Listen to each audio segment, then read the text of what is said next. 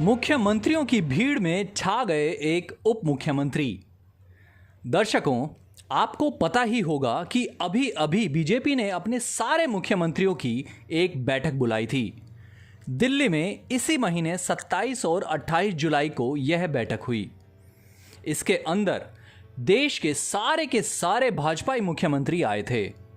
लेकिन सबसे बड़ी ध्यान देने वाली बात यह थी कि मुख्यमंत्रियों की बैठक के अंदर जो सबसे ज्यादा सुर्खियों में रहे वो थे एक उप मुख्यमंत्री। आप समझ ही गए होंगे, हमारा इशारा है देवेंद्र फडणवीस की तरफ। जब से लोकसभा के चुनाव के परिणाम आए हैं तब से देखा गया है कि महाराष्ट्र की राजनीति के अंदर देवेंद्र फडणवीस का कुछ अलग ही मुकाम होता जा रहा है। वह है उनका तेजी से पार्टी में बढ़ता वजन, जो दिन प्रतिदिन बढ़ता जा रहा है।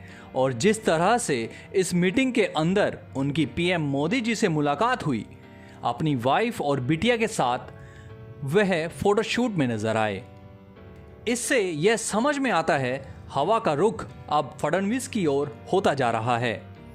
समझ में आता है कि बात धीरे धीरे आगे बढ़ती जा रही है और देवेंद्र फडणवीस की जो गोटी है वह पूरी तरह से यहां पर फिट बैठने जा रही है।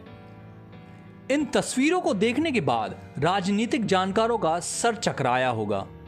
लोकसभा चुनाव के बाद भाजपा की फजीहत उत्तर प्रदेश में भी हुई थी और महाराष्ट्र में भी हुई है।